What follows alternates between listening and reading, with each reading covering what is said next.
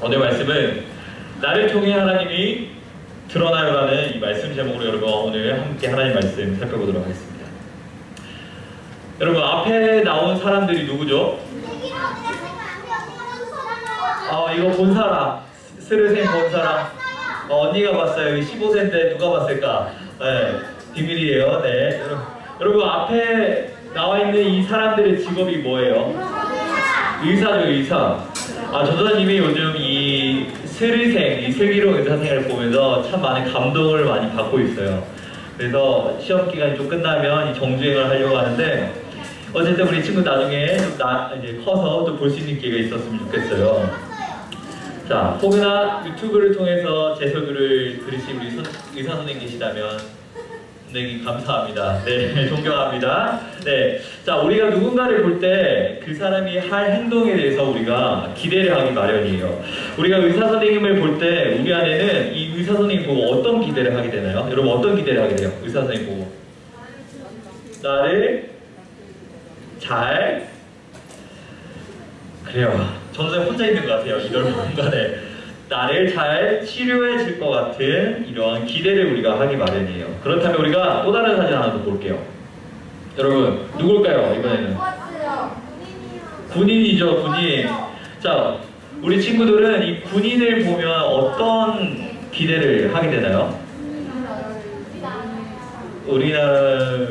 우리나라밖에 안 되네요.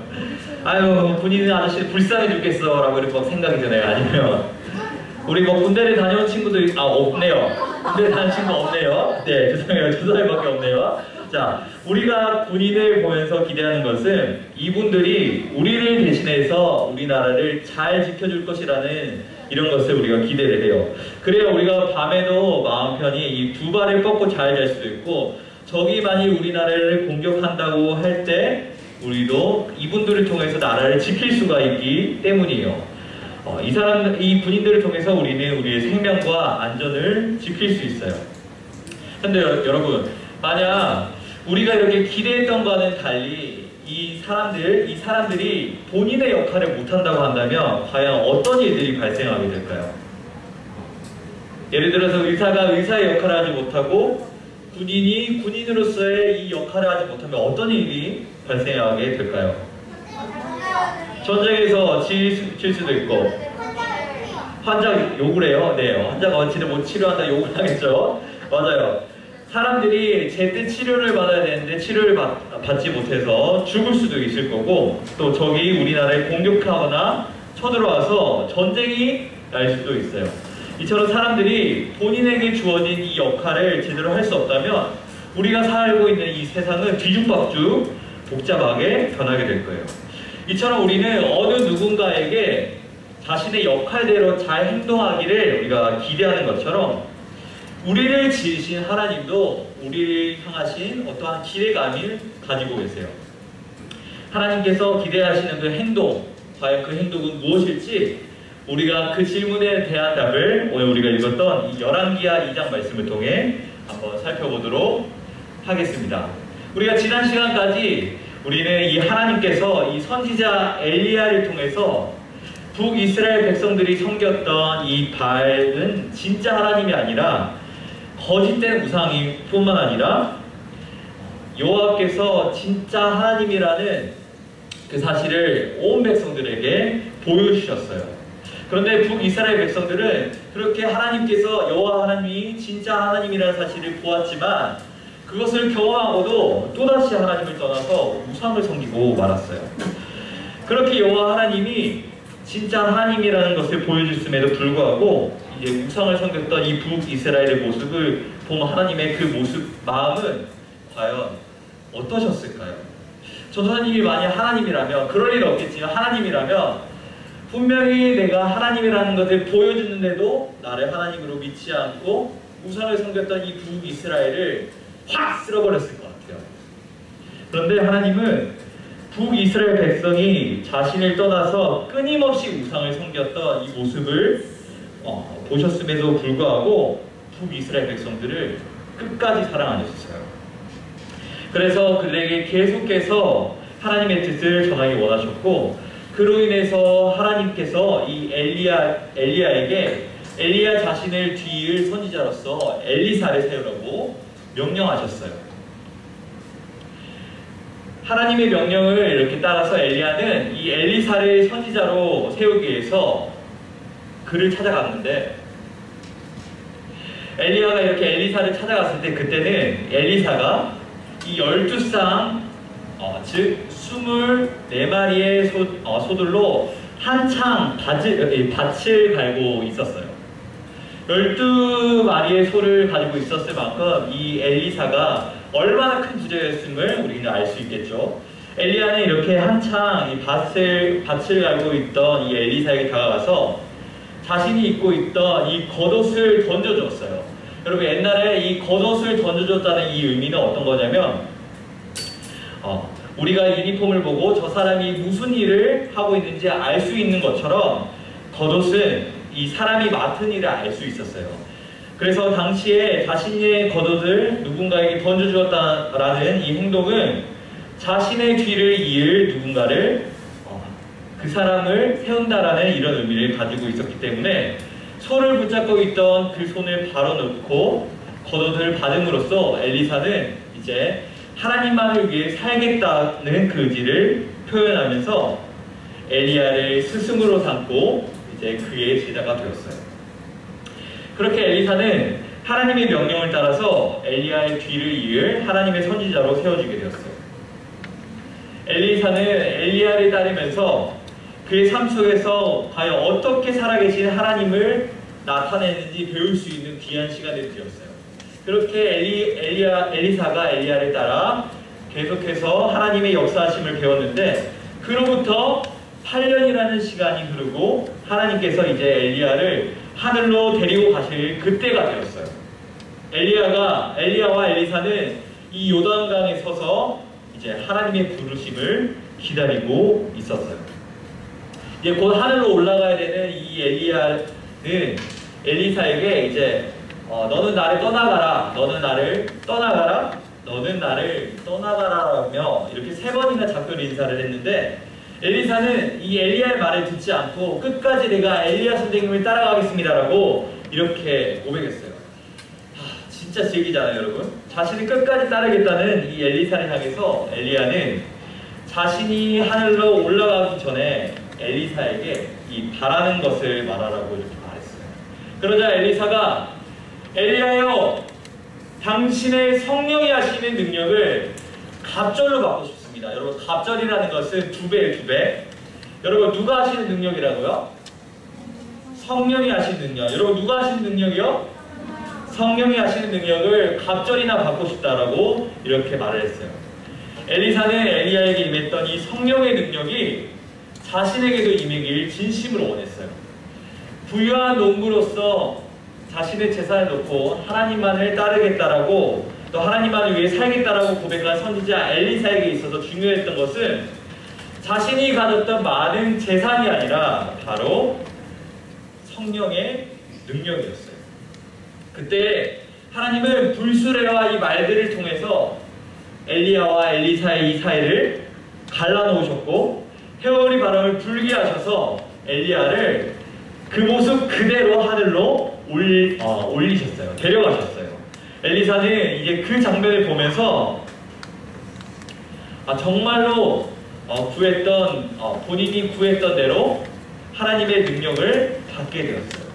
하루는 이렇게 이 성령의 능력을 받게 된 엘리야가 이제 하루는 이제 여리고 사람들이 이 엘리사를 찾아오게 되었는데, 엘리사 선지자여, 우리 여리고는 정말 여러가지 위치적으로는 너무나 좋은데 물이 너무 좋지 않아서 곡식과 열매가 잘 자라지 못합니다.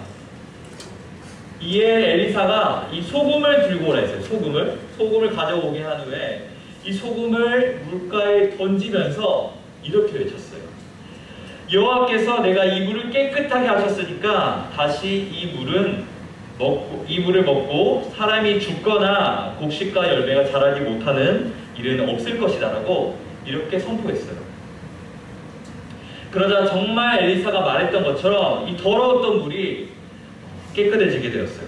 하나님이 선지자 엘리야를 통해서 일하셨던 것처럼 이제는 엘리사를 통해서 동일하게 일하고 계심을 보여주는 사건이었어요. 또 어느 날은 이 북이스라엘 아하방이 죽자 이웃 나라였던 이 모압이 북이스라엘을 이제 배반하고 적이 되었어요. 그래서 이 북이스라엘은 이 모압과의 전쟁을 준비하였고 북이스라엘은 남유다와 그리고 에돔에게 같이 좀 싸워달라고 이렇게 요청을 하게 되었어요.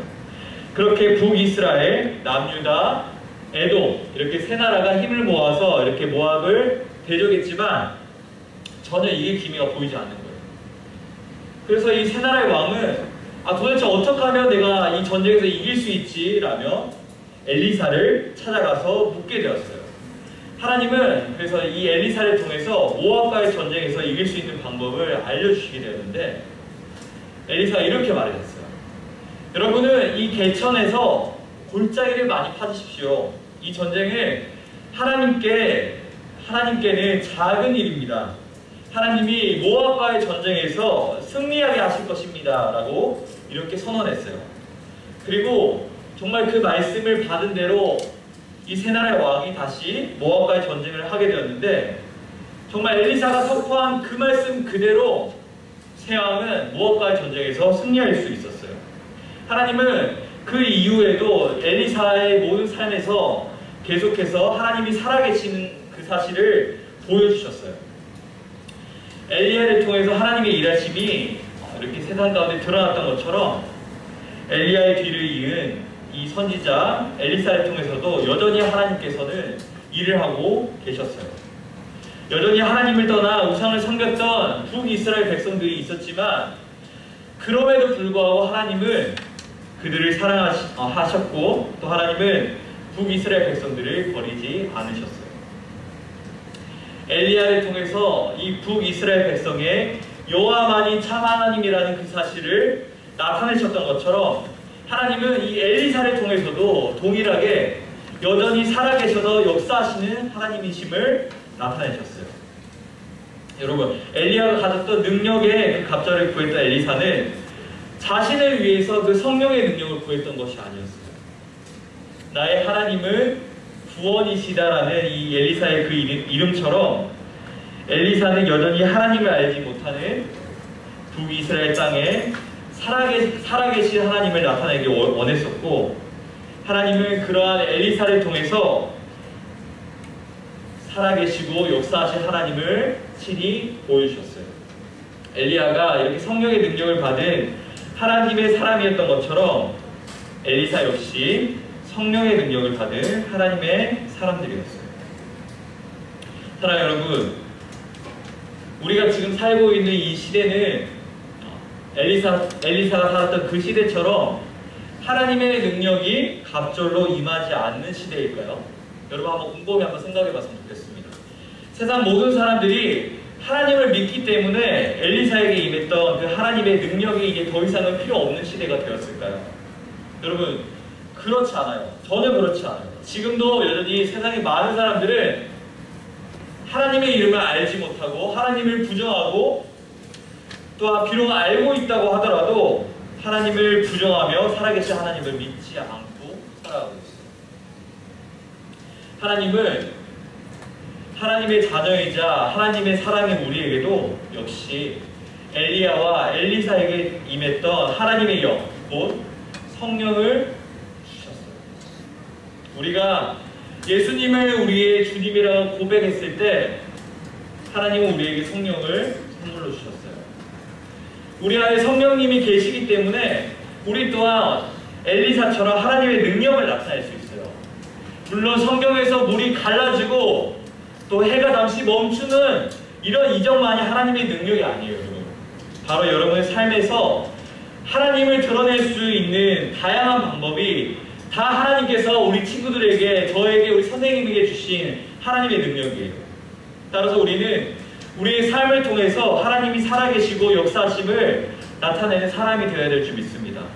우리 가정에서, 여러분이 다니는 학교에서, 또 학원에서, 또 여러분이 친구를 만나는 그 장소에서 하나님은 우리가 하나님을 나타내는 그런 삶을 살아가길 진심으로 원하세요. 우리가 믿음을 가졌다는 여러 가지 이유만으로 여러분,